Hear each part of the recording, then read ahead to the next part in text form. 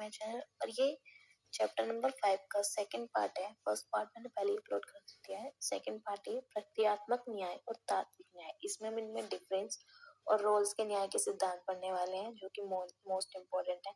तो प्रक्रियात्मक न्याय और तात्विक न्याय है क्या? तो प्रक्रियात्मक न्याय एवं तात्विक न्याय के समर्थकों में भेदभाव पाया जाता है। ये दोनों में समर्थकों में भेदभाव पाया जाता है कि कौन सा बेस्ट है। तो प्रक्रियात्मक न्याय क्या है? मूलतः औपचारिक और वैधांतिक न्याय।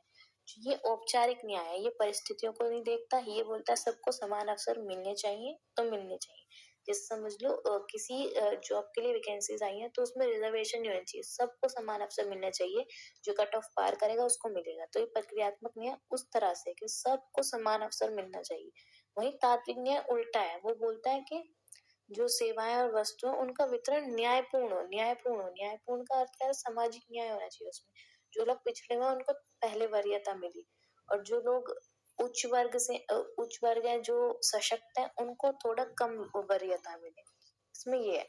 तो औपचारिक और वैधांतिक न्याय, प्रक्रियात्मक न्याय। समकालीन उदारवादी विचारक इस न्याय पद्धति में विश्वास रखते हैं। जो उदारवादी लोग होते हैं ना, वो प्रक्रियात्मक न्याय में विश्वास रखते हैं। इस न्याय व्यवस्था के समर्थक यह मानते हैं कि सेवाओं, पदों एवं वस्तुओं इत्यादि का वितरण प्रक्रिया या विधि न्यायपूर्ण होनी चाहिए।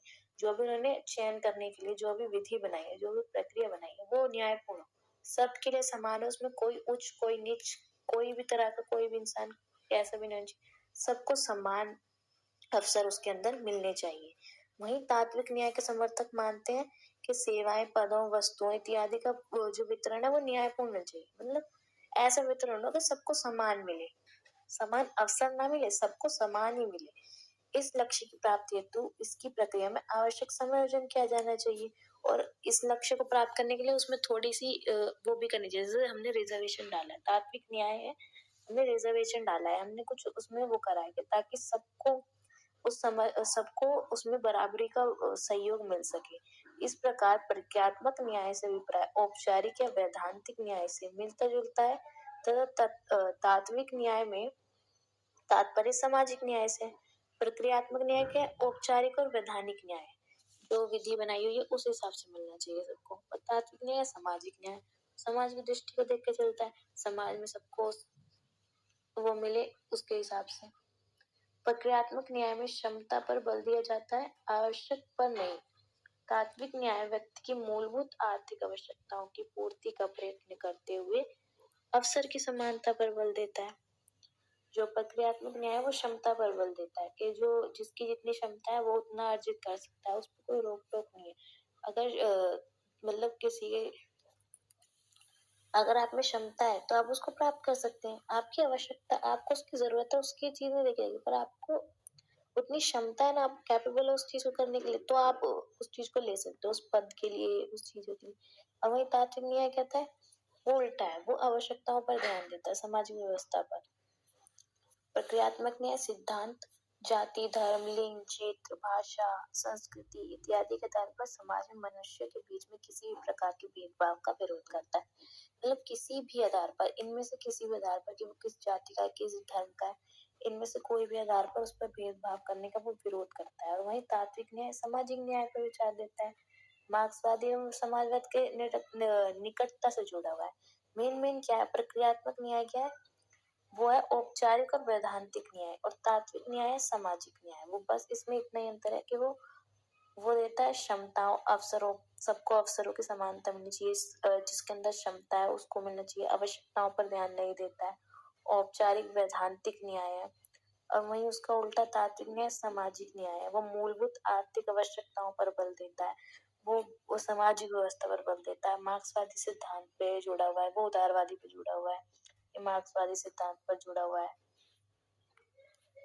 अब हम पढ़ेंगे मेन जॉन रॉल्स का न्याय का सिद्धांत। सबसे मेन है, जॉन रॉल्स ने अपनी प्रसिद्ध पुस्तक अ थ्योरी ऑफ जस्टिस में न्याय संबंधी अपने विचार दिए हैं।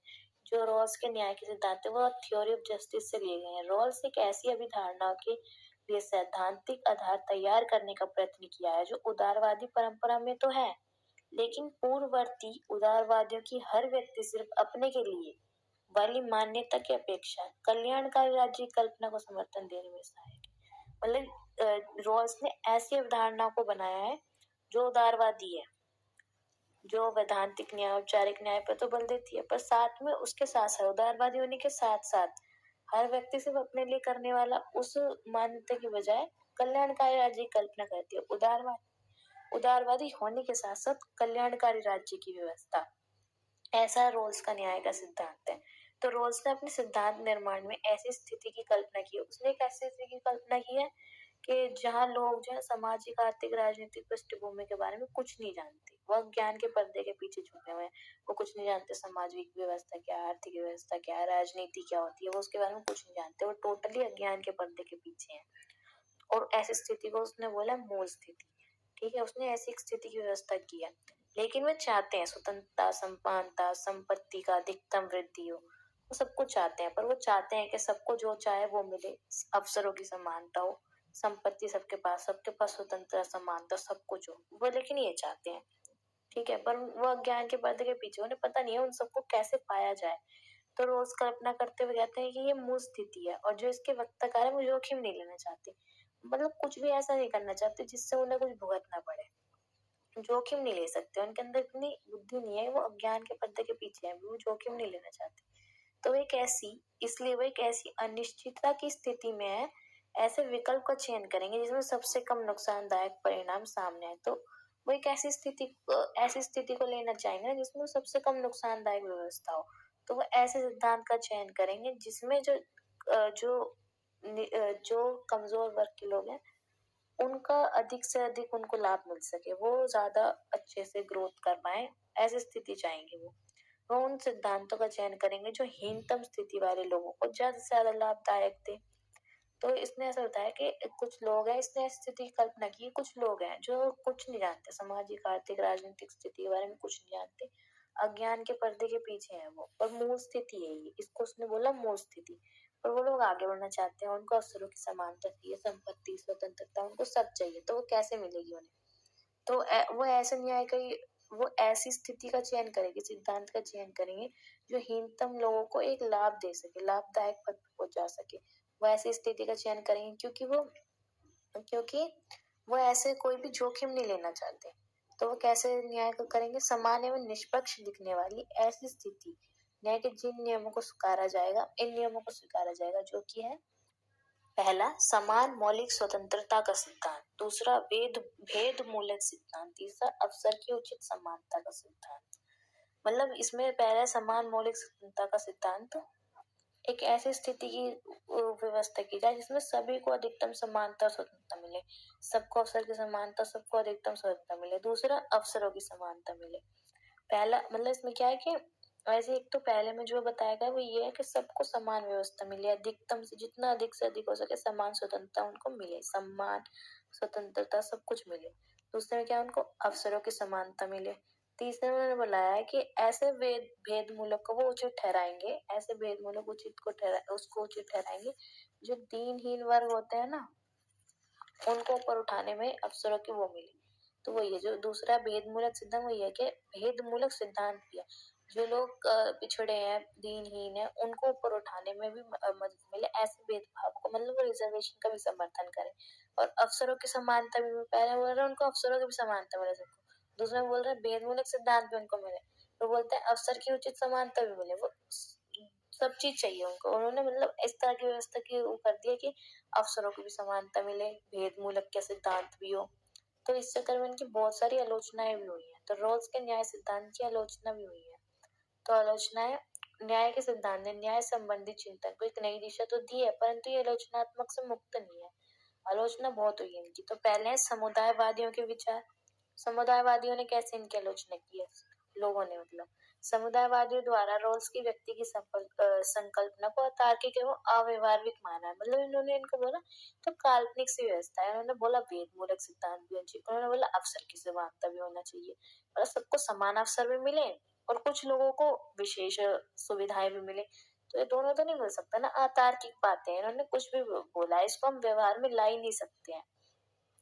इनका मत है कि न्याय की कोई एकमात्र और सर्वमान्य परिभाषा नहीं हो सकती, बल्कि विभिन्न समूह एवं विभिन्न समुदायों के लिए न्याय भिन्न धारणाएं आवश्यक है, इसलिए न्याय का कोई मानक मापदंड नहीं हो सकता। तो उन्होंने बोला कि न्याय की कोई एक परिभाषा नहीं है, कोई भी एक परिभाषा नहीं हो सकती। हर इंसान के लिए न्याय की व्यवस्था अलग है। सबके लिए न्याय अलग अलग रूप में होता है और हर कालखंड में न्याय का मतलब भी अलग ही है। नारीवादी के विचार क्या है इसमें? नारीवादियों ने कैसे आलोचना की है? रॉस का न्याय का सिद्धांत परिवार में मौजूदा असमानताओं और अन्याय के बारे में खामोश है। नारीवादियों का ये सिद्धांत तो मतलब इन्होंने बता दिया, सब लोगों को समान स्थिति में तो इन्होंने ले लिया, और ये समाज के अंदर जो परिवार के अंदर जो असमानता होती है उसके बारे में तो ये चुप है। जो असमानता परिवार को फेस करनी पड़ती है परिवार के अंदर, जो लड़कियों को दबाया जाता है उसकी स्थिति को, उसके बारे में तो ये चुप है। तो उनका मत है न्याय के संदर्भ में हुए अधिकांश महत्वपूर्ण शोध कार्य परिवार की आंतरिक स्थिति एवं भूमिका पर शायद ही कोई विचार किया गया। मतलब पुराने जमाने मतलब उस टाइम कोई भी विचार कोई भी शोधकर्ता ने परिवार की आंतरिक स्थिति को नहीं बताया, आंतरिक अंदर से कितना भेदभाव हो रहा है, मतलब उन्होंने उसको तो बताया ही नहीं। रोज एक तरफ तो परिवार को समाज की एक ऐसी आधारभूत संरचना के रूप में स्वीकार करते हैं जिसके लिए न्याय का सिद्धांत का चयन होता है, वहीं दूसरी तरफ परिवार के भीतर होने वाले अन्यायों और लिंग आधारित श्रम विभाजन की तरफ बिल्कुल भी ध्यान नहीं देते। एक तो वह ऐसे ऐसे समाज की व्यवस्था कर रहे हैं जो ऐसे परिवार की व्यवस्था कर रहे हैं, ऐसे परिवार को समाज की व्यवस्था कर रहे हैं जो आधारभूत संरचना के रूप में स्वीकार करते हैं। मतलब एक परिवार के अंदर की उन्होंने कुछ नहीं देखा, बस उन्होंने एक परिवार को बांट दिया, ये गरीब परिवार से, ये अमीर, इस तरह से बांट दिया, पर परिवार के अंदर की जो आंतरिक विभाजन है ना उसके ऊपर तो कोई जोर नहीं दिया। तो एक अमर्त्य सेन है, महिला ही है ये भी, on the idea of justice में रोल्स के सिद्धांत का बहुत आलोचनात्मक मूल्यांकन किया है। उन्होंने एक बुक लिखी द आइडिया ऑफ जस्टिस, उसमें रोल्स द्वारा वर्णित मूल संसाधन स्वतंत्रता प्राप्त करने का साधन मात्र है, वह स्वतंत्रता की मात्रा तथा गुणवत्ता तय नहीं कर सकते। उन्होंने जो ये सिद्धांत तो दे दिया कि स्वतंत्रता तो मिल जाएगी, पर सबको समान स्वतंत्रता दे दी, पर वो उसकी मात्रा उन्होंने डिसाइड नहीं करी कितनी देनी चाहिए, क्या एक आदर्श वो नहीं डिसाइड किया, मात्रा गुणवत्ता कुछ नहीं तय करी, और एक तरह से मान भी नहीं। अगर दो व्यक्ति को समान समान स्वतंत्रता दे दी तो भी ये कोई जरूरी नहीं है कि वो समान ही रहेंगे, उनका जो स्वतंत्रता है वो उनकी क्षमताओं पर निर्भर करता है ना। जैसे कि दो बच्चों को अगर फोन दे दिया तो वो उनकी क्षमताओं पर निर्भर करता है कि वो उस फोन का कैसे यूज करेंगे। एक बच्चा जो है वो उस फोन में सिर्फ गेम खेल रहा है, उसने अपना पूरा टाइम, अपना पूरा करियर सब खराब कर दिया उस फोन के ऊपर। दोनों को फोन तो सेम ही मिला था, वहीं दूसरे बच्चे ने उस फोन से यूज करके अपनी पढ़ाई लिखाई करी और कुछ बन गया, तो अब उसके संसाधन ज्यादा हो गए अपने आप से। तो वही है, हम समान समानता देकर भी, समान स्वतंत्रता साधन देकर भी एक समानता की स्थिति नहीं पा सकते, ये कोई बात ही नहीं है। क्योंकि हमेशा जो है उनकी आयु, उनका लिंग, उनका अनुवांशिक गुण एवं क्षमता में अंतर उनकी स्वतंत्रताओं में विभेदीकरण कर देगा, क्योंकि उनकी क्षमता, उनका जो लिंग है, उनकी आयु क्या है। एक बुजुर्ग को हम फोन दे, एक बच्चे को फोन दे, एक बुजुर्ग को हम लाठी दे, एक बच्चे को लाठी दे, एक बच्चा जो उस लाठी से गिल्ली डंडा खेल लेगा और एक बुजुर्ग के लिए वो लाठी चलने का कार्य करेगी, तो सबके लिए अलग अलग है ना। तो आयु, लिंग, धर्म, इन सब ये जो चीजें ये विभेदीकरण कर ही देंगी। संसाधनों का वास्तविक सत्ता में बदलना क्षमताओं पर निर्भर है, मतलब संसाधन का प्रयोग कैसे किया जाए वो तो उनकी क्षमता पर निर्भर करता है ना, वो उसको किस तरह से यूज करेगा। और एक स्वच्छंदात्मक वादियों के विचार, यह तर्क पूर्णतः अस्वीकार है कि व्यक्तिगत योग्यताएं एवं क्षमताएं समाज की सामाजिक सार्वजनिक संपत्ति है, उनको सामाजिक न्याय के आधार पर पुनः वितरित किया जाना चाहिए।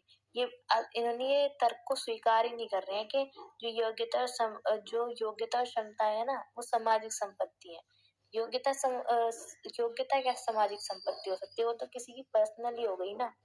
वो अपनी योग्यता से अपने लिए कुछ पा सकता है, पर वो हम उसको पाने नहीं देंगे, क्योंकि फिर तो समाज में भाई तू ऊंचा हो जाएगा, हम नहीं, तू ज्यादा कमा लेगा, हम कम कमाएंगे, वो वाला हिसाब हो जाएगा। तो अपनी क्षमताओं का प्रयोग नहीं कर सकता। तो जो स्वच्छंदवादी है वो कह रहे हैं क्यों क्षमताएं और स्वतंत्रता सार्वजनिक संपत्ति नहीं है, कि वो अपनी क्षमताओं का प्रयोग करके कुछ हासिल करके भी समाज में बांटेगा सबको बराबर, वो सामाजिक वो नहीं है संसाधन, वो उसके पर्सनल है। उसने ये बोला है कि उसने बोला समाज पर इतना महत्व दे दिया कि एक जो स्वतंत्र मनुष्य की जो है अपनी आंतरिक पर्सनल उसकी बलि दे दी इन्होंने। इतना समाज कर दिया कि इंसान का पर्सनल कुछ रहा ही नहीं। अगर